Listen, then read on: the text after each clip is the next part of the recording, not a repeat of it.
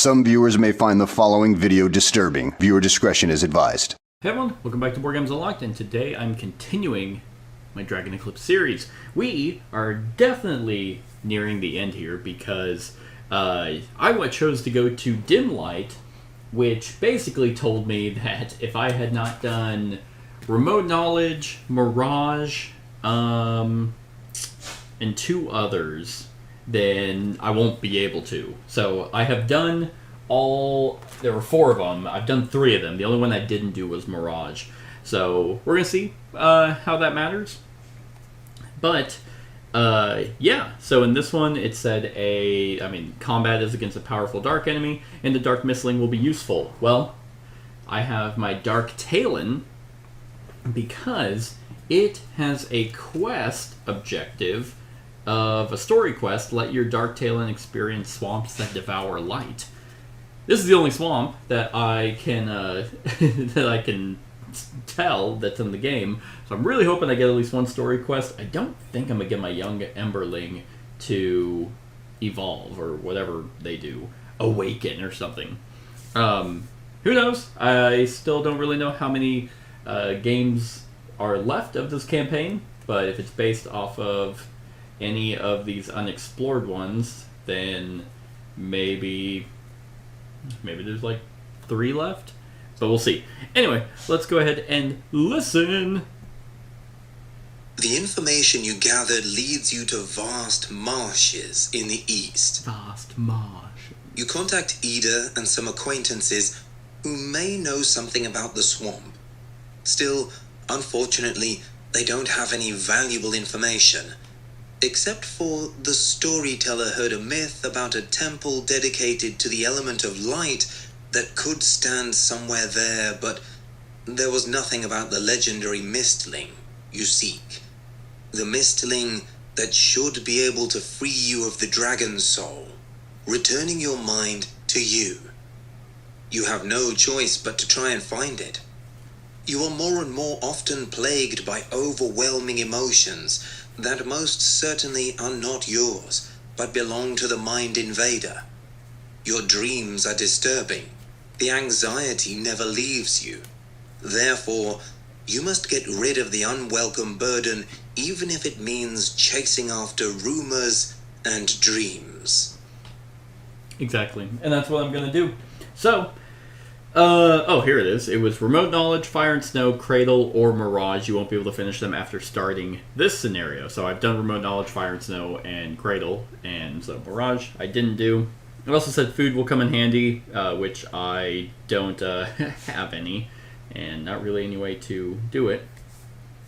Yeah, already have done deck construction, so now we go to script I1. Continue. Start the scenario, because I'm not a little bitch. Oh, I was like, what the hell? Okay. For the last 2 hours, you have been trudging the muddy paths of the swamp. You have never seen a place more hostile and deadly. The sun is blocked by impenetrable clouds of fumes, and all you see are withered trees and dying plants. This must be the place you've been trying to find. Yet you feel disturbed. The fog limits visibility, but even so, you should have already seen the legendary ruins. Where are they? Where are they? Okay, so this is an unwholesome area. You must hurry up or else the toxicity of our city, the swamp will harm you and your Mystlings. Alright, so I placed secret 47 and timer to 2. And now we explore, so let's see. Any secret numbers?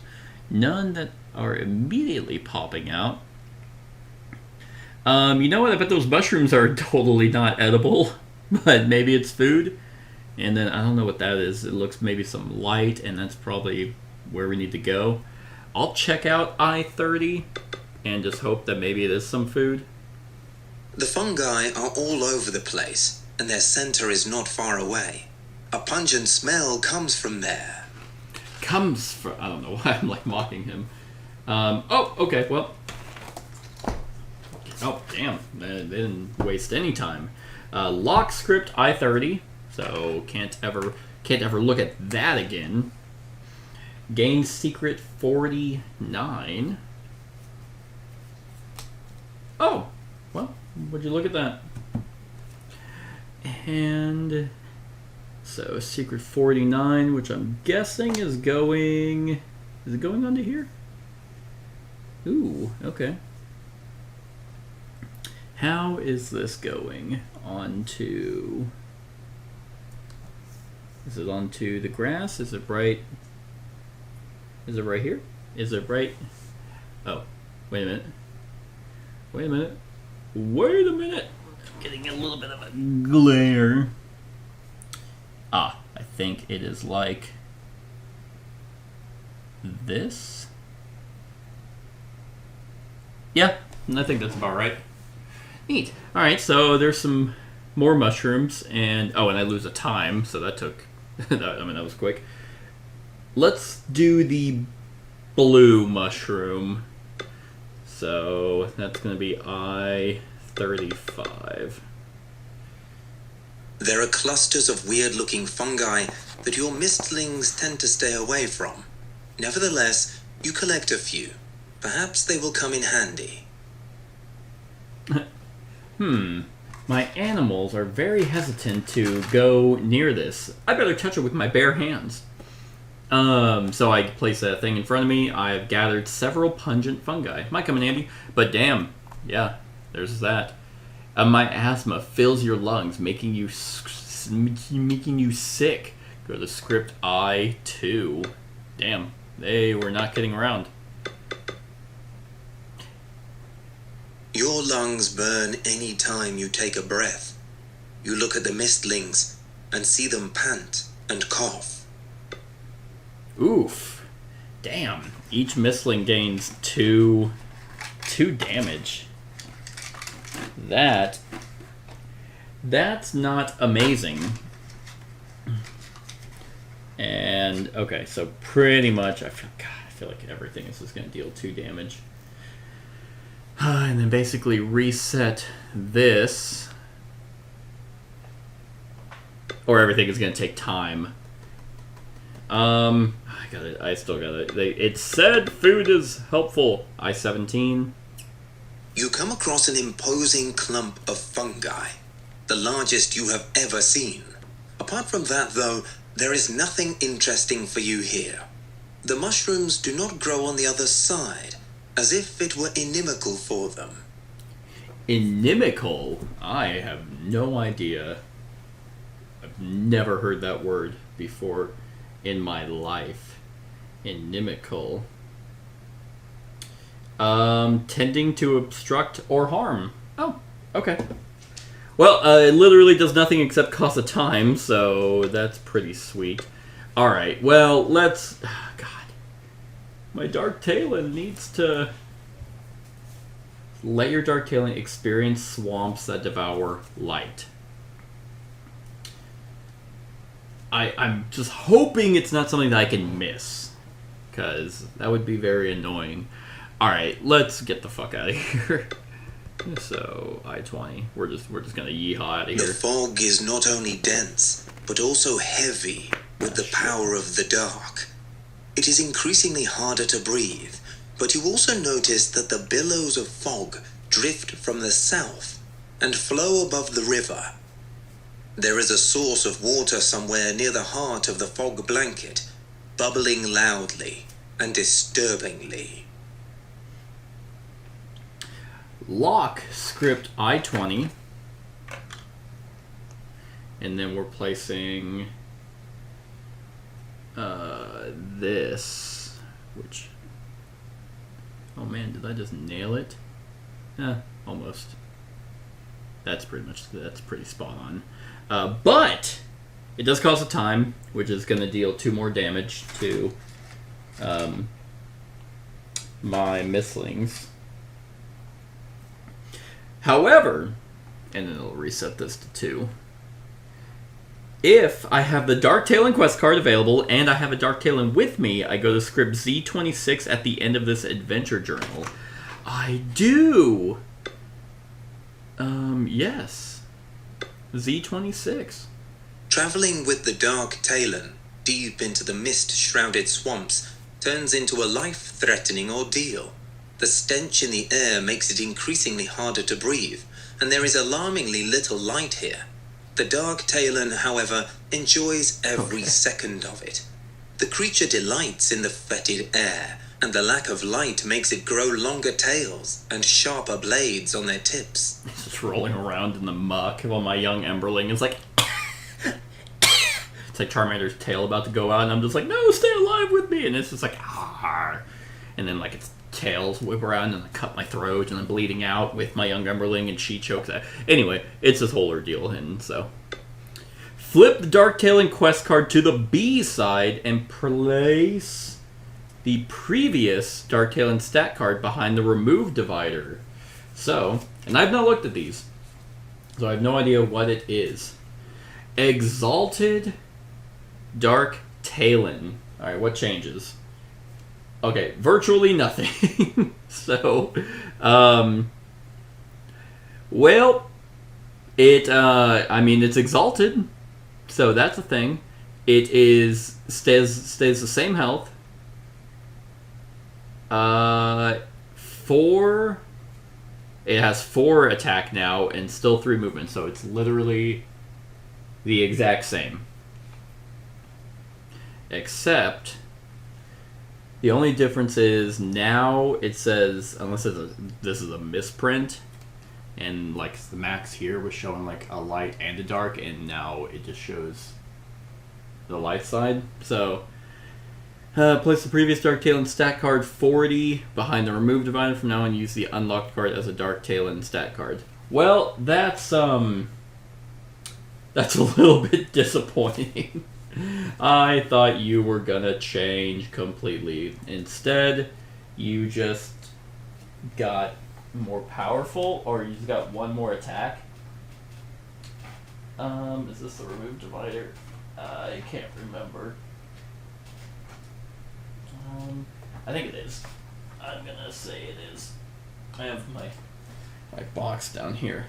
Ah, that is not the remove divider. Where are you? Where are you? And I'm so sorry. Oh. Are you the remove divider? Nope. Yeah, where the hell is it? Oh, you know what? Is this it? Because it's specifically calling out remove. There it is. Okay. I have it in this little thing there. I mean, to be fair, I didn't really like do anything. I don't even know if this is like if I have to come here. Continue exploration if you're playing scenario dim light. Oh, okay. All right. Well, that was the thing. Yeah, the Z things that you read are very quick blurbs. They don't really seem to do a whole lot. Like when you go back, because like before you do a mission, you can go and choose a location that you've been to and read a Z section. And I've looked at a few of them, and it's not really all that interesting, so I haven't really done much. Maybe it just happened to be the few that I looked at. Anyway, yeah, I didn't really have to do much for that to change. And so, I mean, one extra attack is not nothing. The Dark Talon already does a bunch of damage. And so here we are. There's the bubbling ferociously thing. That's pretty cool. And then this miasma that's coming out. Let's look at the bubbling. The bubbles on the surface tell you that something is fermenting under the water. The stench is unbearable, but most likely not harmful. As you look around, you realize that there is nothing of interest for you here. Okay. Well, let's just leave. I guess we'll look at the clouds. A crack in the ground releases clouds of thick mist, which tells you that the entrance must be near. The source of dark element is unusually strong. The last time you felt it so powerfully was near the open portal leading to the Shadow Realm. Wow. I mean, at least that was some info, but it basically causes more miasma, so that's going to be 2 more damage. My young Emberling is just straight up going to die. There better be a full heal somewhere. Alright, those were useless. And there's nothing there. Okay, so I guess... do you really have to look at everything? I guess not necessarily. So...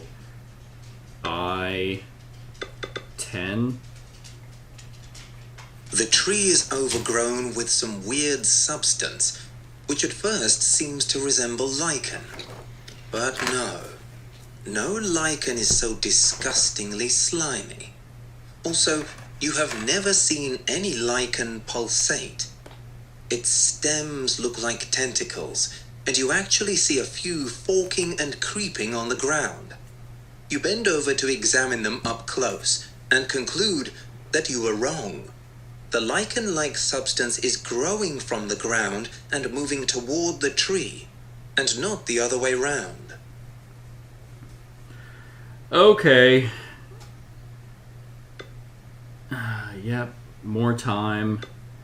Oh god, I need this to go well. 115 right there, looking at, I don't know. Well, let's do 125. That kind of looks like a hatch, if I'm making shit up. The orange tentacles disappear into a wide hole, big enough for you to squeeze into. Do they truly disappear there? No, they actually creep out of the hole. Could their stems guide you into the underground? Okay, well, I sounds like I was correct. So lock 125, secret card 58. You know, thematically, my Dark Talon should not be taking any damage from this miasma. My Emberling makes total sense. But if my Dark Talon's like, oh, I love this, it's like, why is it still taking damage? Okay, so this looks like, I think it just goes directly underneath, like so. That's gonna be my guess. No, that's actually about right. And then 2 more damage. This is not going to go well. Just like so. There's 2 more damage because my Emberling is at over half health now. So back to 2. All right, I just got to go to 145. That looks like a hole that I can dive into. The light is pouring through a tiny hole at the end of the corridor. You peer inside to see a large, sleeping Mystling. Its scales shine like a rainbow, and you are sure that you have never seen a creature like it before. You wish you could take a better look at it. Is this why you came here? Okay. Alright. Well, I'm just making every wrong decision, so I guess 33. You follow the lichen until your nostrils fill with a strange, unpleasant smell. The rocks around you resemble eroded bricks. There is no doubt that your goal is somewhere down there. But if you still have time to spare, you might want to explore the surface a little more. Maybe there is something worth discovering. You lying bitch. Nope, there's not. There's nothing worth discovering here. There probably is, but will die. So continue the journey through the dark. This will end the current exploration, and we're going to script I-44, which end the exploration. Open map 19. So okay, so boom, boom, boom, boom. These come off now. Set those off to the side. Probably don't need that. Now we're going to 19. Yes. Ooh, damn. Interesting. So here we are. Oh, there's no timer. Okay. Place the Umbra standee in a large space D. Well, I don't have the standee, so I gotta find what the Umbra looks like. That is T. Oh, found it. Oh, Jesus. Oh, Jesus. The Umbra looks. Ah, it's this. Damn. Damn, yeah. Look at that. The Umbra on large space D. Place an unused Mystling standee in large space A. It represents your position on the map. Okay. There we are. Plus secret card 50 face up next to the map. Its rules apply. Sneaking around. The standees on the map indicate the position of the Umbra in your party. You can only read scripts from the large space your standee is in. If at any moment both standees are in the same space, immediately go to script I-50. The time track is not used during the exploration of this map. Go to script I-46. Okay. As you look around the chamber, you notice smooth walls, partly covered with gigantic dripstones, proof that the structure is ancient. Also, here and there you spot blurred, unfinished shapes on the clear parts of the wall that look like they were made on purpose. Could there be drawings or engravings under the lime? Before you take a better look at them, though, there is yet a far more important problem to deal with. Somewhere in the chamber, there is a huge dragon-like monster, undoubtedly a Mystling of the dark. Its presence evokes the feeling you experienced during the eclipse, darkness devouring the sun. Instinctively, you name it Umbra. You can't see it in the gloom, but you hear that its breathing is faster. It has already detected a change in its domain. The walls bear marks of 1,000 hits, and the orange lichen has been devoured in places. The monster has been here for ages, it seems. A sudden move in the dark tells you that the monster has got up and is trudging toward the portal. A rather small rupture in reality, looming to your left. It may think that the portal is the reason the atmosphere has changed. Okay, fascinating. So, scripts that are in the center of large spaces are always safe for you to read.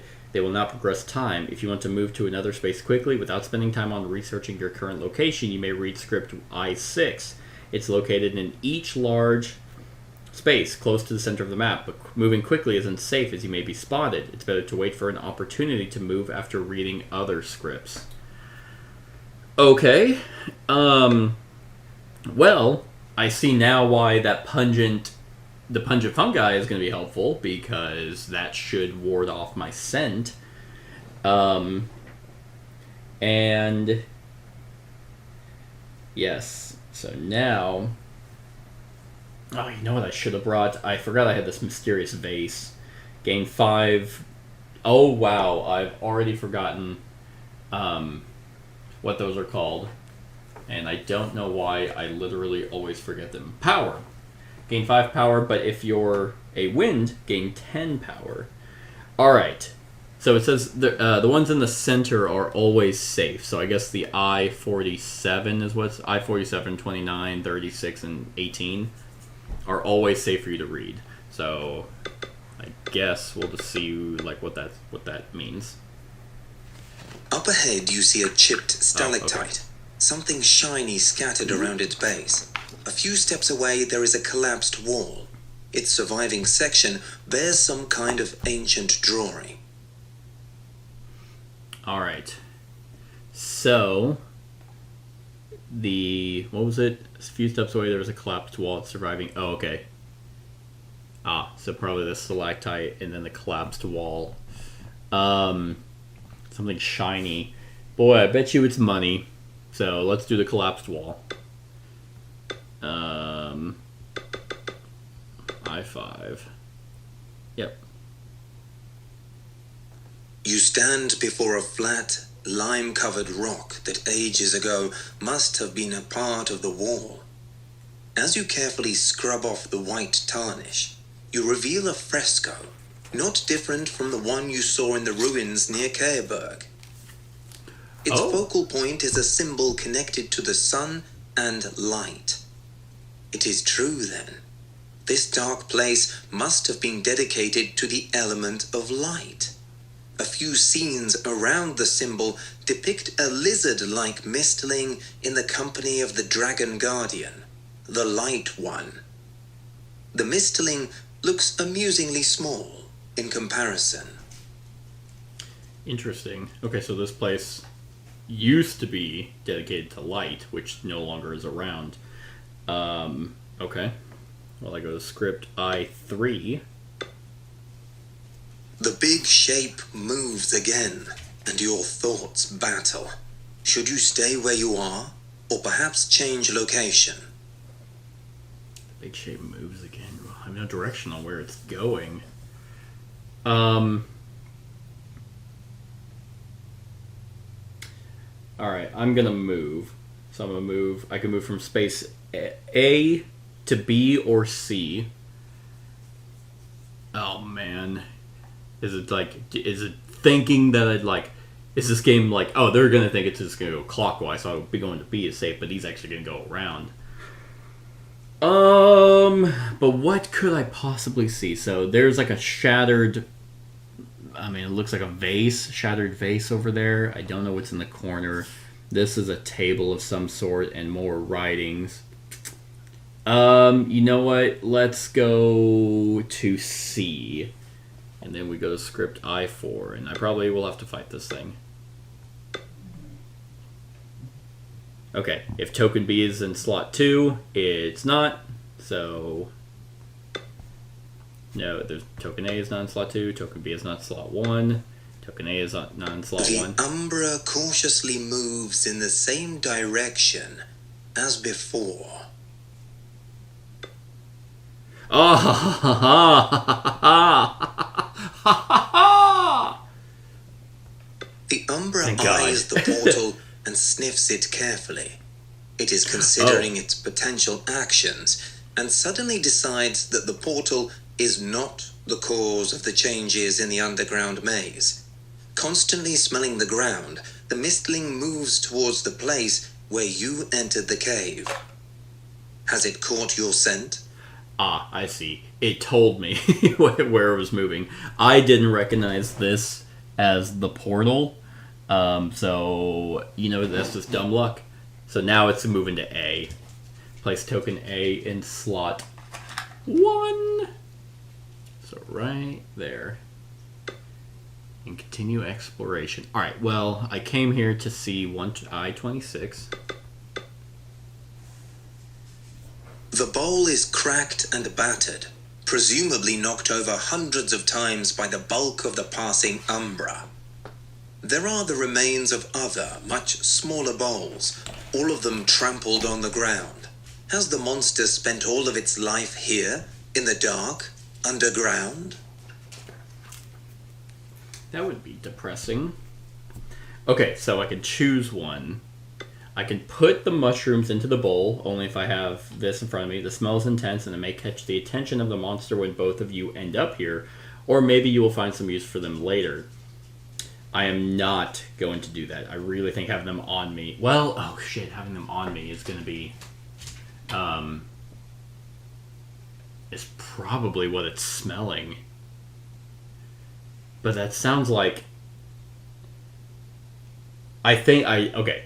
That it might be what it's smelling, which might be drawing its attention to me, but it hasn't really asked if I've had that. So I think that if I do have it on me, it's going to help me avoid it if they're on me. Especially if they're pungent, so it's going to smell some shit, and it's like, I don't want anything to do with that. This must be where I went to the bathroom, so I'm going to leave. And I don't have any food to put in the bowl, so I'm just going to continue exploring the cave. The big shape moves again, and your thoughts battle. Should you stay where you are, or perhaps change location? Okay. What could possibly be there? I know I don't really like leaning in front of it, but that looks like almost nothing unless it's another room. I mean, am I just trying to make it to the portal? But there is something up here and down there. I wonder if those are just like the holes I can look down. So I think I am going to move. It said it was going to A. So I'm going to move from B or from C to D. Yes, which I can. And then script I4, which is going to make all these checks. Token B is not there. Token A is not there. Token B is not in slot 1. Token A is in slot 1. The Umbra is heading toward the place where you entered the cave. Where you entered the cave. Alright, nice. Boop. The monster sniffs the place you left, and unexpectedly, it explodes with wrath. Roaring and sputtering, the beast massacres the lichen around and tears the rope reaching outside. Oh. To your amazement, the lichen's stems begin to crawl toward the exit, almost like living creatures. The Umbra raises its head and sniffs again. It still has no clue what to look for. Oh, thank God. Maybe I won't have to fight it. Flip token, the token in slot 1 from A to B. Okay, so did I climb down on a rope? This is like the lichen are kind of making maybe handholds. All right, so it says I can check 136, the one in the middle, and it won't advance time. You see an arched tunnel leading somewhere into the ruins, but the way is blocked by stones and other debris. The place radiates some power. More power of the dark element flows from a huge lair next to a wall. A huge lair next to a wall. So that looks like so I-41 is the huge lair next to the wall. You approach the lair of the Umbra. Oh, well. Nothing but an uncomfortable niche padded with ground rocks. Here and there, you notice a few shimmering rainbow scales. They most certainly are not the Umbra's, nor are they its trophy. The monster put them where it rests its head like they were dear to it. Would it make sense to take them with you?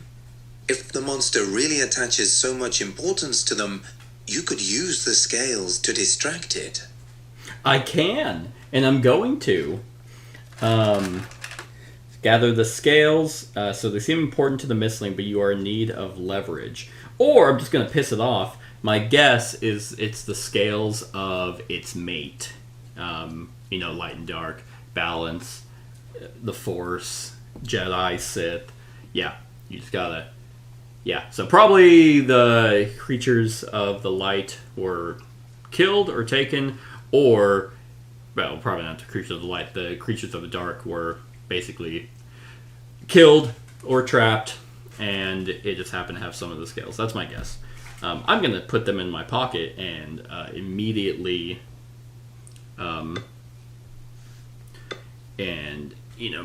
piss it off. Okay. The big shape moves again, and your thoughts battle. Should you stay where you are, or perhaps change location? Well, it would be interesting if it just kept going. I don't think I can get into the lair, so I guess I'll move. Now it's probably a bad time to move, but it doesn't really know where it's going, so it might just go back to its lair, so staying is probably a bad idea. So I am going to move so I'm just going to keep going around and just hope that nope, there's no token B or A in slot 2. There is a token B in slot 1. The Umbra springs up and reaches the bowl in no time. Haha! Okay, so it is going counterclockwise. The monster looks irritated, but also somehow amused. Could it be that its life underground bored it stiff, and now it is enjoying a game with a trespasser? Maybe. I mean, I literally have a fire Mystling that's probably just making a huge light bulb. Place token A in slot 2. And the dark side of the green token is not in front of me. The Umbra plans on exploring every corner of the room to figure out if it hasn't overlooked anything. Okay. Every corner of the room. I wonder if that means it's going to now go to B. If it's going to, like, zigzag around now. Well, the portal is probably insanely important, so let's just immediately take a look at that. I'm not even going to look at 118, even though there's no point in not doing that. You stumble upon a partly shut portal. Definitely smaller than the one in the area of Kayberg, but similar to it in many ways. There is a narrow crack in it, which suggests that whoever tried to close it used the same technique. There are signs of fighting everywhere. You gauge the portal and realize that it isn't wide enough for the Umbra to get through, even if someone opened it fully. Well, that's good. Ah, shit. The big shape moves again, and your thoughts battle. Should you stay where you are, or perhaps change location? Okay. I'm going to move again, and because I think it's going to now go from C to B. So I'm going to go from B to A, and just hope. Okay, is slot B in token? Nope. But slot A is in token, or in spot 2. That the green, dark side of the green is not in front of me. The Umbra heads for its lair. Okay, well, still, that worked out. The monster keeps sniffing around, and freezes as it catches your scent. It is slowly turning its head toward you, terrifying. And you realize that hiding from it might prove difficult. Just, it's like, oh, fuck, oh, fuck, that's way worse. Flip token A to B. And there's no way for me to get out. And hiding from it? Is there anywhere I can hide? Okay, well, I have a lot of ways for it to leave me alone. So I guess 131 while I'm there. The Umbra has broken off a part of rock here, probably hurting itself. You see its torn off scales. They seem fresh. It dawns on you that the monster has a soft, scaleless spot somewhere on its body. I gotta use the black arrow to wound it, piercing its heart. Aha! So I place a white, the white side of the dark token. You know the Umbra's weak spot. That's pretty helpful.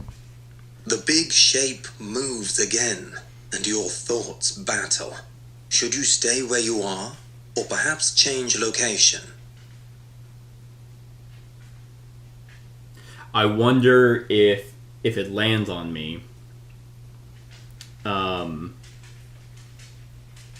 if I'm able to escape through the portal.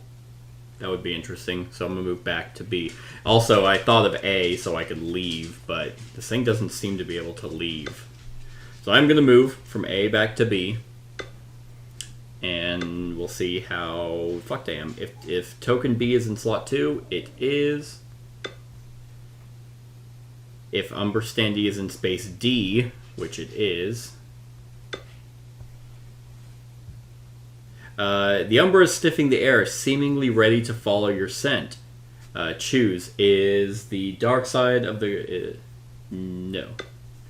Is your standee in space B or C? Yes. What? Okay, so I guess it goes... oh, well, he died. Okay, so it goes to B. And we got an I-50. The Umbra, eager to get the intruder, finally spots you. You knew that this might happen, but nothing prepared you for such a violent assault. The Umbra whistles shrilly and entangles you with bands of impenetrable darkness. Your heart heavy, you order your Mystlings to get ready for combat. Okay. So is there any way to actually not fight it? Let's see. I gotta know. Because that's kind of annoying. Okay, token A or B is in slot 2, so that was I-55. And it wasn't space D, so 56. Ah, okay. So it turns out that that putting the mushrooms in the bowl would have actually caused it to go over there. So that is unfortunate. I mean, and this is go to script I-60. Oh!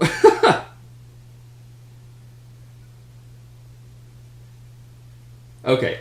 Oh, that's so fucking stupid. So yeah, it's intrigued by the smell of fungi, place Umbra in space C. If that was not a space with your standee, go to script I-60. Which, basically, it's like, oh no, it doesn't matter. Like you have to fight him. So, I guess we have to set up for this fight, which is going to. Oh god, I have no way to heal, at all. So that's unfortunate. But so area map 4. Map. Okay, map 4. There we go. So I'll pull this off. We're not doing my young Emberling. We're definitely going to be doing the Dark Talon. Not that it's going to really do me any good, I don't think. Just because we took so much damage. Over there. This thing is going right there. And my Dark Talon, that is basically still weak as shit. Yeah. I mean, I have 30 health, so that definitely still does a lot of good.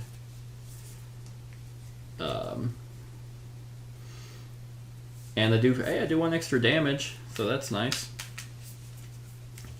And I mean, I am getting bonuses for all of this too.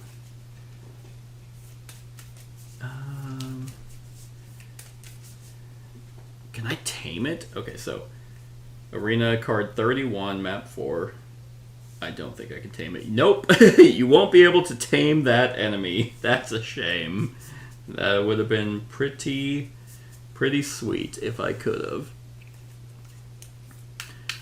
Alright. But I do have a bunch of modifiers.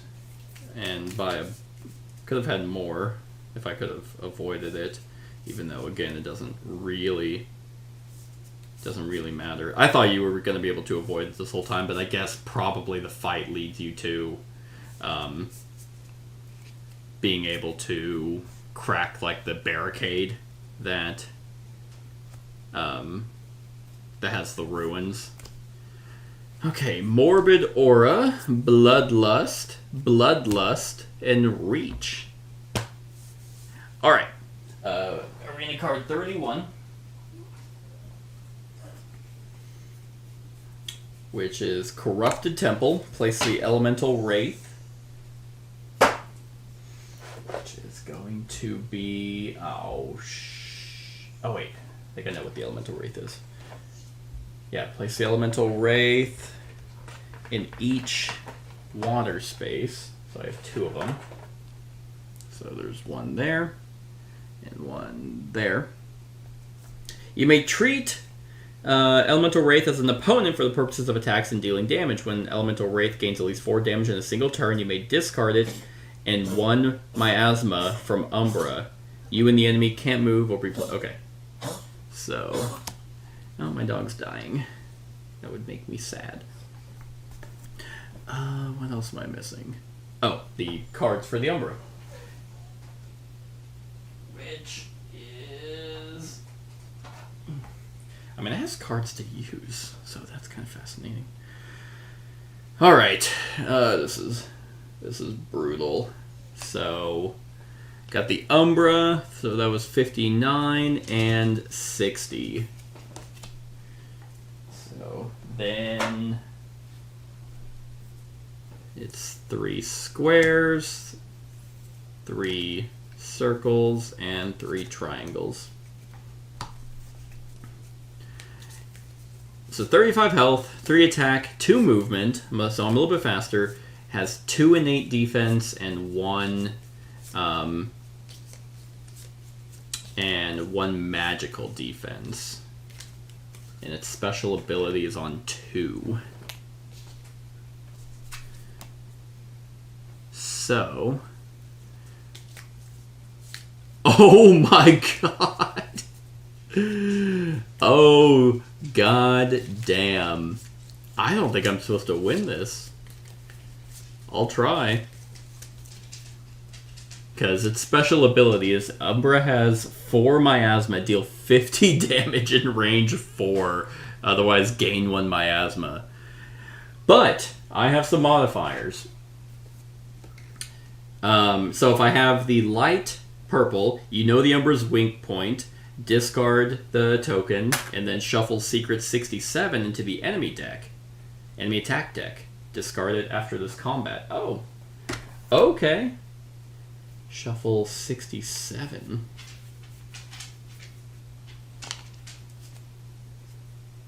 Into the enemy attack deck. Okay. I have to look that up because I have no idea what that is. Then, if I have the dark purple, Umbra hesitates, seeing you have its treasure. Discard it and gain 1 power. So that's nice. And if I have the light green, I use the fungi to distract the Umbra, discard it, and I can move Umbra by 1 space. Okay. Ooh.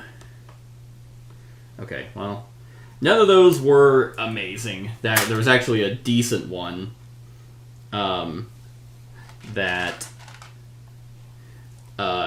if I had token B in slot 4, I guess there was a staff that I could have shattered to deal it 5 damage. Oh god, you were ambushed by the Mystling. Skip your first turn to combat and resolve the enemy turn. That's brutal. So, okay. Well, yeah, I'm probably not meant to win this fight. But, yeah, we will go ahead and just, do this combat. Okay, so now we have this fight that definitely does not look to be in my favor. But I guess we'll just see how it goes. Yeah, because I think in terms of taming, there were some weird niche issues that I had. But I don't know if I've ever officially lost. So, we'll see. I don't know if this game is a fail forward or if it's just like a do it again, which, as anyone will know, I will not be doing that. Alright, so what's it doing? If Umbra has 1 or fewer miasma, interrupt 2 in range 2 and rush. Otherwise, interrupt 2 in range 4 and rush. Oh, okay. That's actually pretty good for me because I was able to have it go back 1 spot. And you know what I totally never did was look up, like, weak spots. Okay, taunt. Because I remember the card saying taunt in it. Taunt. Well, that's whenever... Okay, well, we'll see if it comes up. Yeah, it should. So what do I got? I got Morbid Aura. Whenever you reshuffle, instead of discarding this upgrade, deal 4 damage and range 2 and gain 3 power. That's pretty cool. And then 2 Bloodlusts. Oh, I'm being ambushed, so it's actually doing it first. So it's actually going to do this. Oh, hey, wow, it's literally right there. I don't know what the hell that is. Okay, well, let's see. Otherwise, so it does have fewer miasma, so it's going to interrupt 2 and range 2, which it can't, but then it's going to rush, so then it's going to move 2 up on me. This thing is a lot bigger than me. Man, alright. But that's actually not horrible. But, so it's going to attack -1 and then rush -1. I don't know what the taunt thing is. Maybe is that like what the 2-player cards look like? Because I've never played this 2-player. Oh, they are. Okay. So, whatever the taunt... Yeah, I just have never looked at what... So, the taunt and the other thing is solely for the 2-player cards. So, okay, so what he's basically going to do, because it's the weak spot card, he's going to attack -1 and then rush -1. So, essentially his attack is going to be 2 and then a movement of 1. So, that's not nothing. I think I need to gain thorns, but I also need power to do so. So I'm definitely going to be doing this Bloodlust. I kind of want to do the Reach, but the Bloodlust while he ran up on me is going to be solid. So it's going to give me 2 power, and if I didn't move this turn, which I'm not, I'm going to get to do an attack +3. And that will actually be pretty sexy because it'll give a +2 attack to my next Bloodlust, so I might just weather that attack. So that's an attack +3. That's 7. 7 damage? It's a regular attack, so only 5 damage. Yay!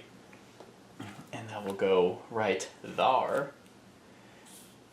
And now what do I got? Okay, Deliberate Strike. Attack. Attack again if you have at least 8 cards in your discard pile. I do not. That one's always kind of rough to pull off, but it would be very nice. Or yeah, I don't have the Reach and I didn't move. Okay, well, so this is going to move over, then he's going to attack -1, so it's gonna be 2 damage. Again, I don't have any defense, so we're just going to... I'm already starting out super weak with no healing, but what do I have on me? Ripe Nuts during the next enemy attack. Oh, I have 2. It's basically the same. All passive effects in your 3rd and 4th slots apply to you this turn if you have a... Okay. I do not have a green Mistling. But anyway, so he's not rushing, but he did do his attack of 2, which I actually could have just used my Ripe Nuts to avoid. I think that'll be fine. And now what's he going to do? If Umbra has 2 or fewer miasma, rush and attack +2 and then drain. Otherwise going to attack +6. Oh man. Oh, but he's doing his ultimate. So he's going to gain he's going to gain 1 miasma. Boop. Alright. So that's fine. I think I'm still going to Bloodlust. And I know Interrupt. Interrupt discarded cards, if I'm not mistaken. Discard X, write most cards from the opponent's track. Yes. And that is very helpful.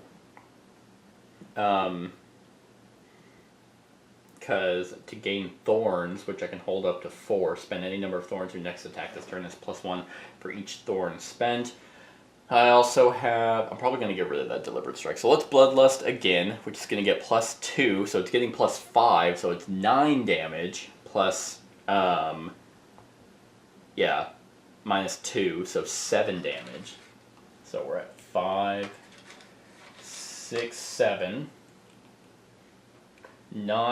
That's not nothing. That's going to go there. I also forgot to gain my 2 power, which I think I'm going to spend 1 to sneeze. To discard Deliberate Strike and draw 1. Ah, yes, I like this. Disrupting Shadows. So that's going to move over. Then that. And then Sprouting Darkness. Deal 3 magic in range 3 if you have at least 10 cards in your discard pile. Trigger. I do not. I have 3 cards. Actually, what I should have done is I should have discarded first, so that Deliberate Strike is in my discard pile. And then the Bloodlust will be on top, so now my next attack will have +2. Which, well, Sprouting Darkness would give +2. And then, well, he has no cards to discard right now, so I guess I'll wait on the Slashing Tail. But, now this is going to go there. He only has 1 miasma, so he's doing a rush and attack +2, so that's a 5. I will use the ripe nuts to get 2 defense for that. And ooh, yeah. So that's only going to be 3 damage only. But I'm hitting him pretty hard, so that's nice. I'd actually be way ahead if I didn't, dick around in the swamp breathing in toxic fumes this whole time. But that's it. So now, I think I'm gonna spend the 4 to do Slashing Tail, which is gonna give me a Thorn, and Interrupt 2. So that'll discard that one. So that'll. Yeah, what was it? X cards? Discard X, rightmost cards from the opponent's track. Yeah, I mean, unfortunately, I'm not going to be able to remove 2 of them, because otherwise he'll just do his ultimate. This is essentially on a timer, I realize. Because, I mean, unless I can really get away from him, which he's literally in the middle.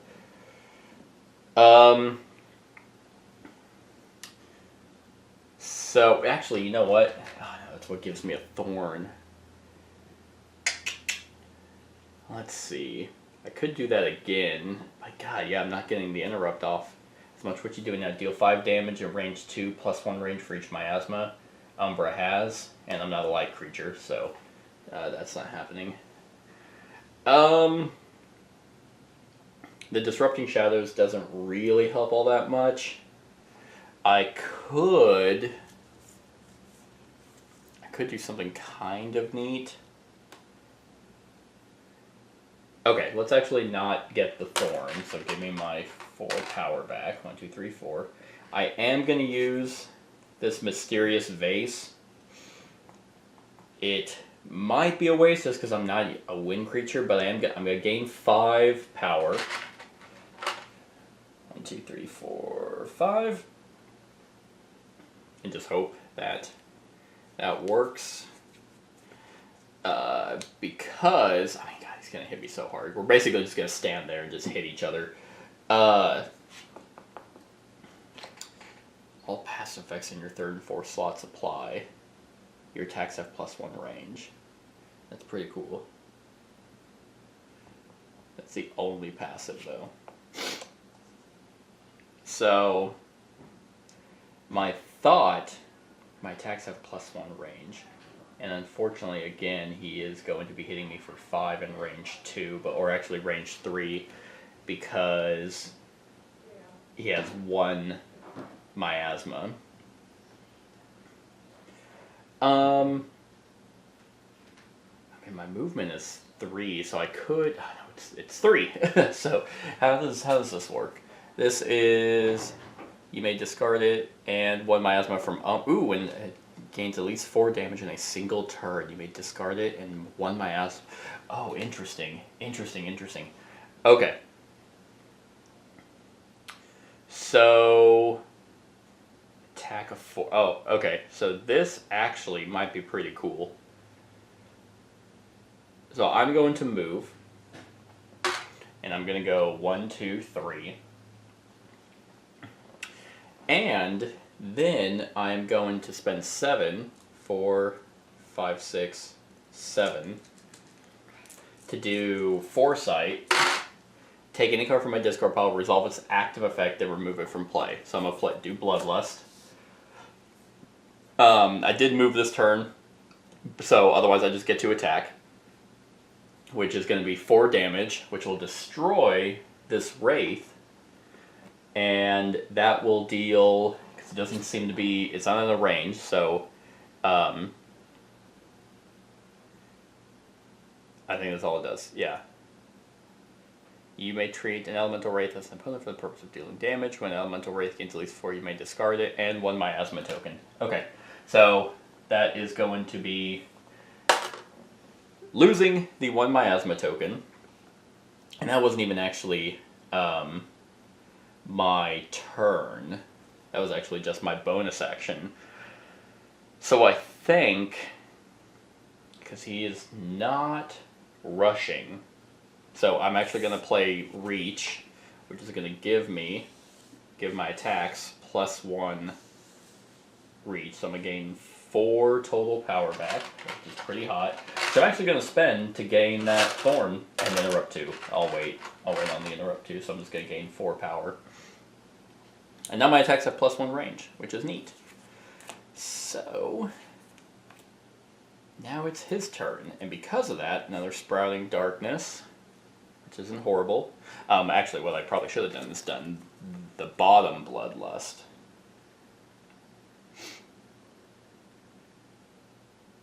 Okay, I was like, did I not play a card?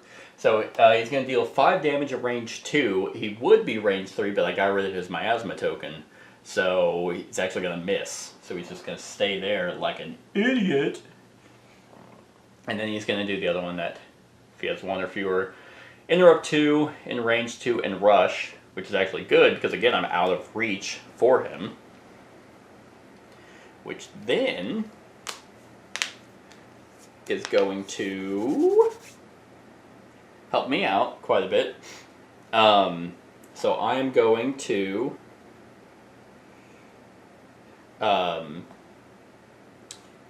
do Sprouting Darkness, deal 3 damage +2, so 5 damage in range 3. So it's actually going to be 4 total damage. It's magic. So he is now, he's down to 16 damage. And I gain the 2 power, which I'm going to spend 4 of that power to gain a Thorn and Interrupt. So that's not happening. Now that's going to get discarded. That's the end of my turn. So he is going to Interrupt 2 in range 2, which he can't. So he is going to then Rush. So, and that was his whole turn. And now he's going to deal 5 damage in range 2. Which is actually, again, pretty sexy. Because, I mean, I could just move, Disrupting Shadows, Interrupt 2 in range 2, and then move. And that's just going to give me 2 of those, or 2 power. It's probably the best case scenario. Yeah, we'll just do Disrupting Shadows, which will give me 2 power. And I get to Interrupt 2 in range 2. And then move. So we're going to boop over here. Actually having the extra movement from him is very nice. Dark Portals. Deal 2 damage at range 2 for each other darkness in my track. Slot 4, discard all cards to the left of this card's draw. Ooh, that's actually very good. Because now it's range 3. So that's 2, 4, 6. That's pretty hot. So he's going to do that, which is 5 damage in range 2. He doesn't have the extra range, so he misses again. So he's actually not even staying there. Oh man, if that is in range 4, that is pretty hot, or in slot 4. But I think the 6 damage is gonna be pretty sweet. But I think I'm gonna do slashing tails again to interrupt and get rid of that. What's he doing next? He's gonna attack 2, rush and attack 2. Okay. I mean, he's very slow, but I can't really get out of the way here. Which is fine. So we're going to do Dark Portals, giving me 1 power. And that's 2 damage in range 2 for each other darkness in my track. Range 3, because my attacks have +1 range. So 2, 4, 6. So 6 total damage minus 1. It's going to be 5. And slot 4 doesn't really matter a whole lot. So that is going to go there. Hemomagnetism. Move an opponent in any range by X spaces where X is the number of thorns you have. Oh, that's very good if he actually ever pops off his special ability. And it lets me trigger. So, however, he is going to... He does have 2 or fewer miasma, so he's going to rush and attack 2. So 5. That's just gonna happen. So I'm at 18. He is at 21. Jeez, I feel like I've been doing a lot more damage to him. To be fair, though, I'm at 18. I started with 8, so I've only. Oh God.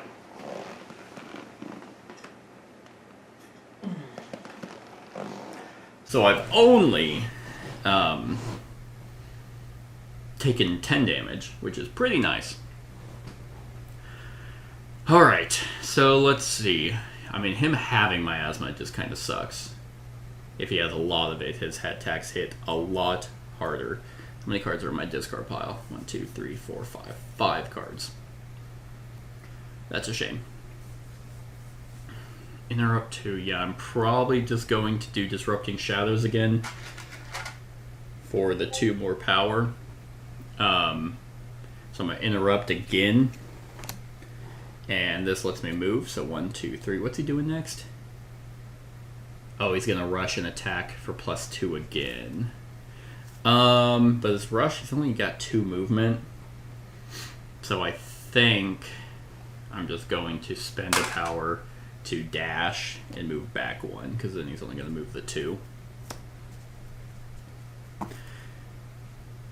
And you know what? Let's actually... How many cards are in my discard pile? Or in my... Let's actually discard Morbid Aura, because it's just been sticking there this whole time. And that lets me draw. Succumb to Darkness! For every 4 cards in your discard pile, choose 1. 1, 2, 3, 4, 5, 6, 7. Okay. That's actually pretty solid. So, end of my turn. Let's move all these over. Another Hemomagnetism, which is pretty good. So now he's going to do that. He is just going to rush. And can't get to me to hit me, which is very nice. So,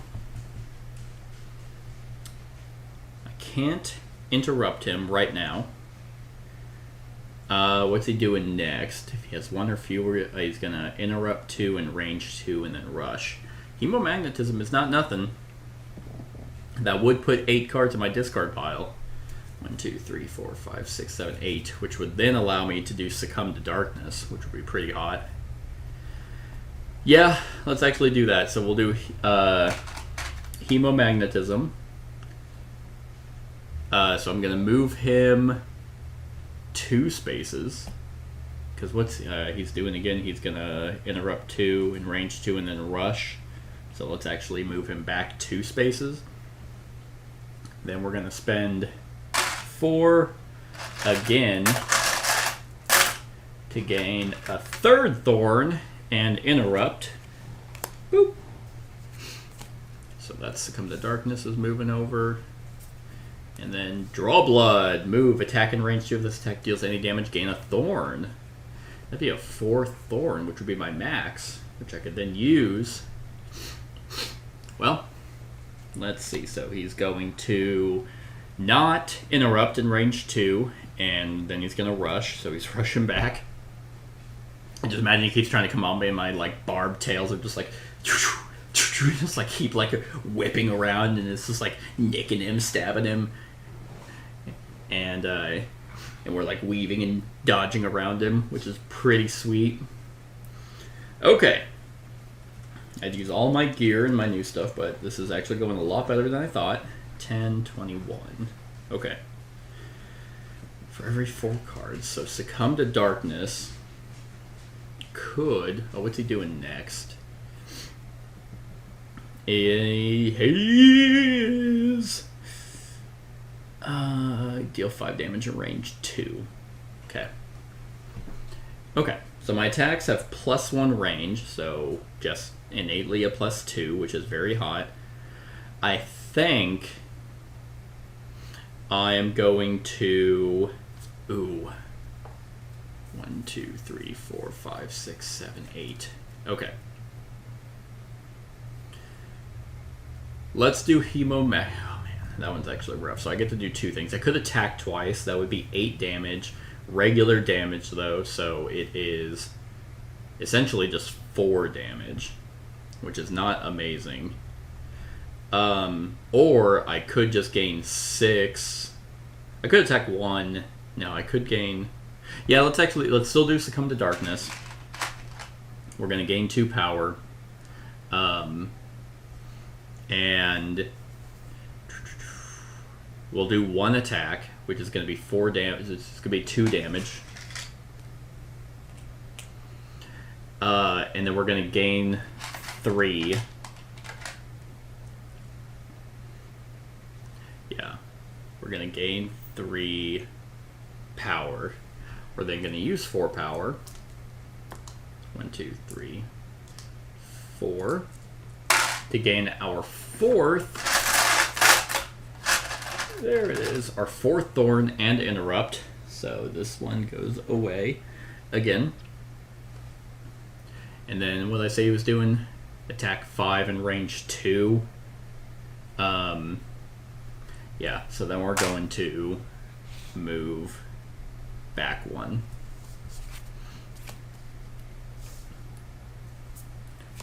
Nice, another draw blood. Alright, 1, 2, 3, 4, 5, 6, 7, 8, 9. Alright.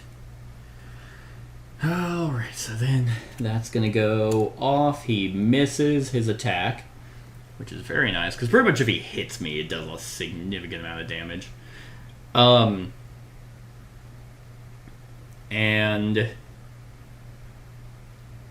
that's pretty much it. Then we're going to shuffle this. Doing a pretty solid job of keeping his miasma in check. I just thought, luckily he only gets it with the special ability. Like nothing else gives that to him, which is nice because otherwise it's just a one-shot. There doesn't really seem to be... I don't think there's any Mystling that has more than 50 health that can just weather that attack. Okay. Alright. So... Oh, nice. He's his weak spot. That helps. So what do I do? My cards are not amazing. I don't have any power to be able to do my taste Ichor. Spend any number of thorns. Your next attack this turn has +1 for each thorn spent.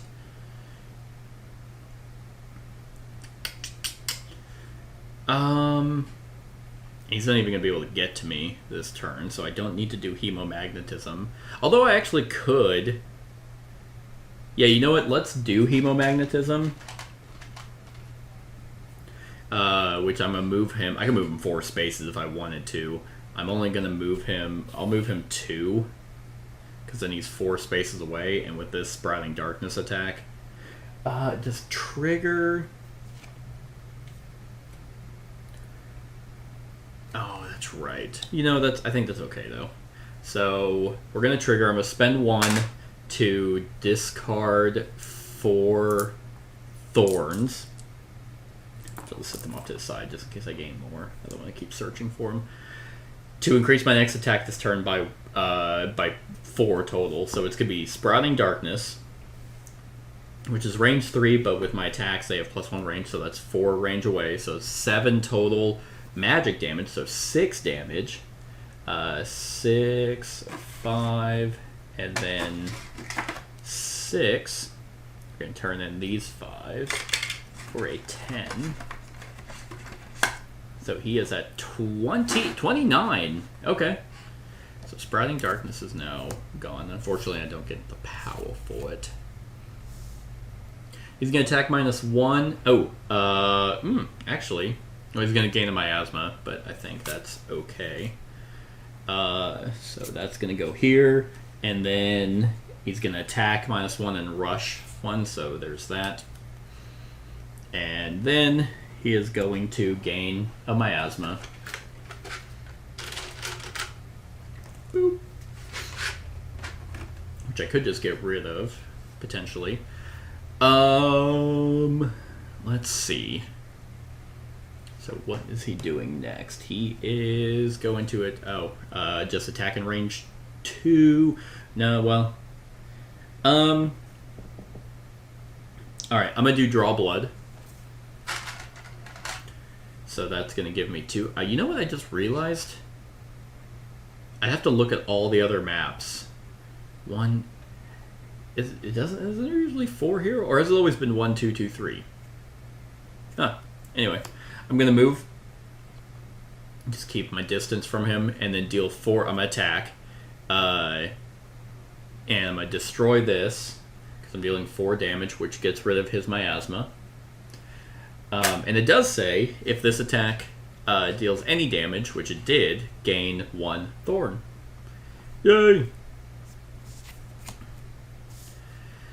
And now, unfortunately, I have been taking way too long, so I gain a fatigue while I reshuffle, which actually gets rid of my range. So that was nice. I mean, that definitely played a significant factor. I think I got this. I'm really feeling like I do, but who knows? I'm actually surprised a little bit that I am doing as well. Do! Oh, jeez. Oh, my. Alright, fatigue. Oh, that's hilarious. It's reach again. Oh, wait. So, he's going to not hit me and not even move. So, he's going to rush and attack 2. Again, that will be out of range. So, I think what I'm going to do is do reach again and just gain the 2 power, which I will then spend 4 of that to gain another thorn and interrupt 2. So let's just keep that in check. Don't want him to start gaining a bunch of miasma and then do a 50 power attack. Dark portals. Okay, that should do it. But he's going to rush. So 1, 2. And not hit me.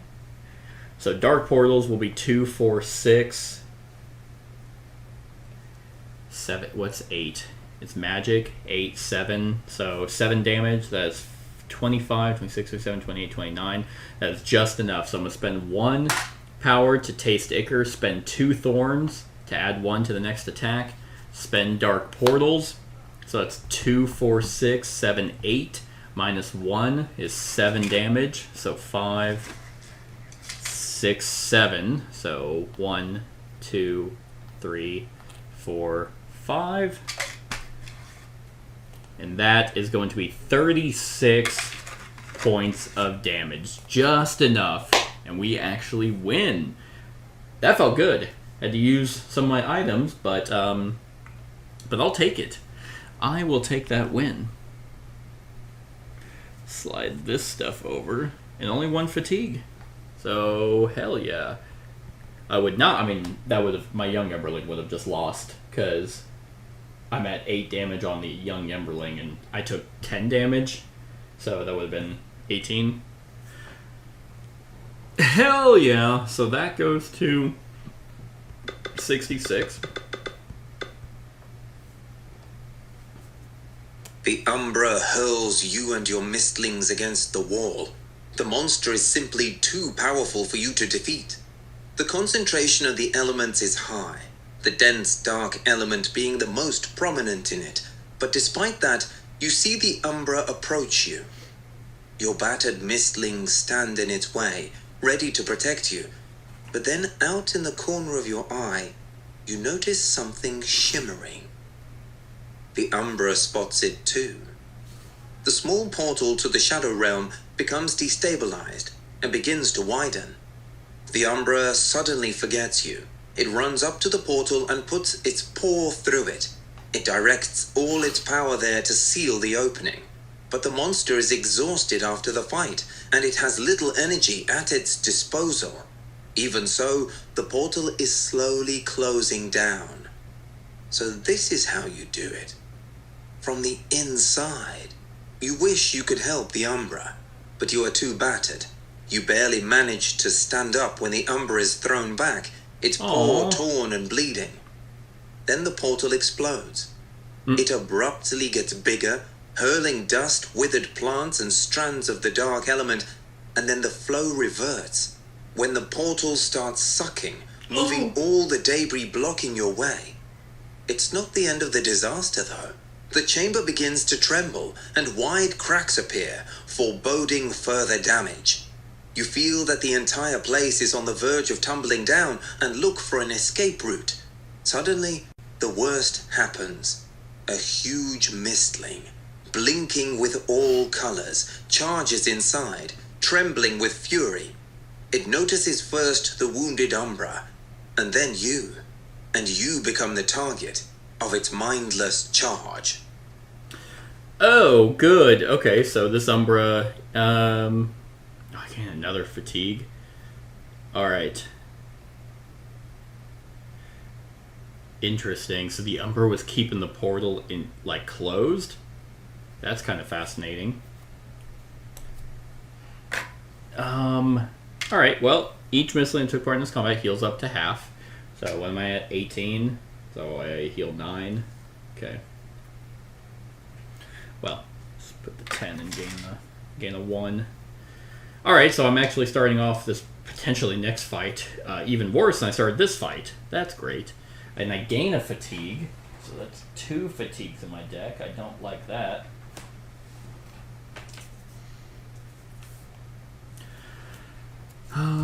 So let's see. It says Umbra Divider, add card 162, A side up. Oh, 162? There it is. That Umbra looks super sweet. I wish I could have tamed it. But now its paws hurt, and now I feel bad. There are so many slots in here. Well, I guess if it's 162, they all have like a information about them. But still, like this is still impressive, and they're making an expansion for this game again. Clear the arena. Place a dark token in front of me. The portal is open and pulsates with dark energy.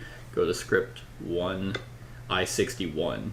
The ground is shaking, destabilized by the erratic behavior of the portal. Your combat with the arrival, a seemingly powerful Mystling radiating all elements at once, may make the situation even worse. You have had a last chance to look around you, and you notice that the chamber resembles rather more a ruined temple than a cave. There is a giant, yet closed gate on the far wall, seemingly intact, even though all the other walls bear the marks of claws and the influence of elements. You spot a few details. Alright. Okay, so luckily it doesn't actually seem like I'm gonna fight this thing yet. Which, I mean, I'm hoping that's the case. I will very much appreciate, because I don't know what it is about board games, but I do not like doing back-to-back fights. Just something about it is very annoying. And it could, again, just be because I'm recording and all that. I also really don't like having to dig into the box for stuff. Like, after I've already set up. It's like, oh, yay, let's spend... Because it just takes so much time. 67. It's actually really funny because I just did a review over the expansion to Unfathomable, and in that review I mentioned something about a game taking 3 hours, and that's a long time. Someone commented going, 3 hours is not a long game, and my response was, you must be young, because I used to think the exact same thing. And again, I'm only 30, well, I'm 31 right now, but I'll be 32 probably by the time this video comes up. And yeah, I used to think, yeah, those kinds of games, I'm like, yeah, hell yeah, 3 hours, that's nothing. And then you try and schedule game days, and 3 hours is a lot of time in just to spend on one game. Okay, so spot a few details. Oh no, I am fighting it. Fuck you. God, that's annoying. Alright. That sucks. I hate that. I hate that. I was just talking about... So, it's map 1. Okay, actually, 1, 2, 2, 3. 1, 2, 2, 3. Okay, maybe they are all the same. They are. Okay. So here we are on map 1. Oh, man. Arena card 3?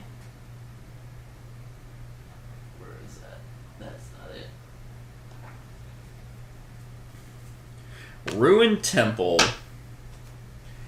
Ugh, God, can I just lose? So, let's see.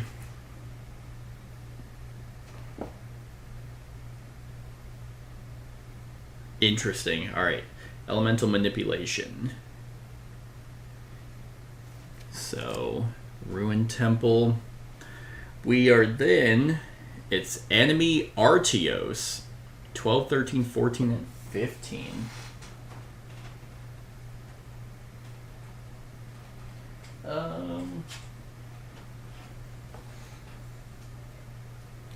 There it is.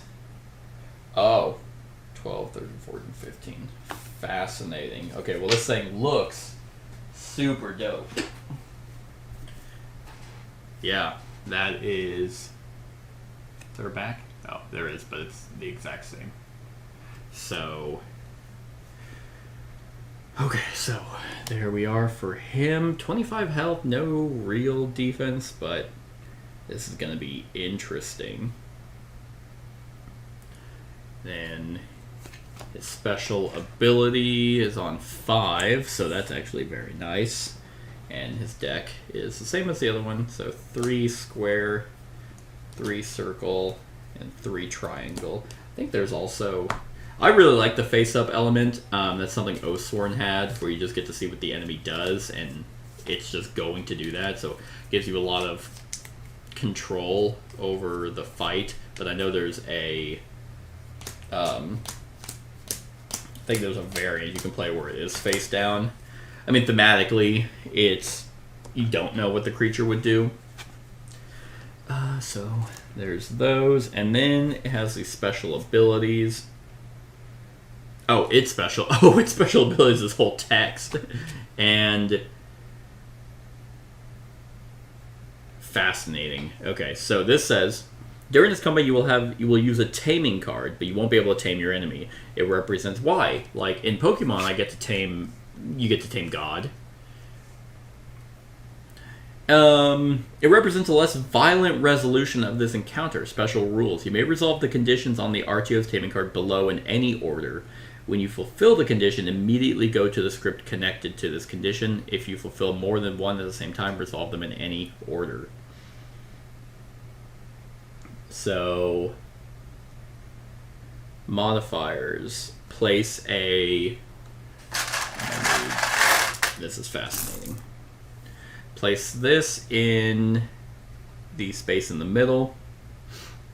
So, oh, you know what? I actually kind of guess I get why the playmats might be better, because since I'm on map 1, there's actually kind of a height difference. A pedestal with a circular hollow stands in the center of the room. Then this goes over here. And you notice a pristine crystal ball near the wall. Then fire is in the upper right space. Artios' nest looks cozy. Someone placed a fragile shell of a pitch black egg next to it. And then the darkness. If a darkness is in front of you, place in the empty space that is furthest from you. The portal is strong and pulsates ominously. If you have the mother status... I don't have the mother status. Oh, that's actually kind of fascinating. So, you use Artios' love towards Umbra to your advantage. And I don't have... Oh! I do have Secret 08. If you have Secret 08, I do. It's the translucent figures that I found in the ruins near Careburg. The pulsating darkness inside makes you uneasy. That's awesome. Unless this is really bad. Your backpack suddenly explodes, Okay. flinging you like a pebble to the ground. For a moment, you see the figurines, those you carry with you for weeks, hover above the ground, shining brightly with a green light. Then, they shatter, emitting a powerful blast of earth and dark elements. Artios, surprised, is pushed back a few meters and visibly wounded. Your Mystlings are unharmed, fortunately, but your equipment was blown to smithereens. That's so funny. I'm just like, what the hell? My back. Discard Secret 08. Well, you know what? It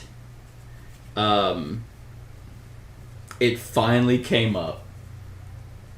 That's nice. And discard all items and equipment but one chosen card. I'll keep the elemental fungi. That's the only card I have. And he gains 5 damage. Nice. Okay. Oof. Interesting. Alright. And then start the combat. So, there's the taming card. Elemental Rainbow. It resolves its special ability while having 3 different gems. He has at least 9 damage and heals at least 9 from its special ability. He resolves its special ability while having 1 or less Azure Gleam gems. And close the portal. If I'm within range 1 of... Ooh, okay, so I guess there was a way to get a light side of that, which actually makes it easier to close. So it looks like, because it's open, I don't know if that's because I beat the Umbra or what. But I have to spend 10 power to go to script. Okay. I wonder... So this said if I had the mother stuff. So this is the mother of the Umbra? But... Okay, so I was close. I thought it said... I was assuming it was the mate. But these are likely the scales that the Umbra was sleeping with. Alright. 1. Deliberate Strike. Not great. A Fatigue. Not great. Hemomagnetism. And Morbid Aura. That is not... That's a really bad opening. And the Fatigue doesn't even... It just doesn't do anything. Oof. Alright, so what's he doing? He has Cleanse All. Discard all red gems from Artios. For each red gem discarded this way, attack +3. And you can have 3 of each. Wow, that Artios is cool. It can have 1 of each color. Well, except light and dark. Oh, For each red gem discarded this way, rush and attack +3. Discard all blue gleams from RTOs. For each blue gleam discard this way, rush, deal 3 magic damage and range 3 and retreat. And discard all Azure gems from RTOs. For each one, he heals 3 and retreats. Max 3 of each. Yeah. Oof. Oof, oof, oof. That is not amazing. Luckily, I'm not ambushed, but do you need some money? It's like, will that pay you off from having to not, so you don't kill me? Alright, so what's he doing?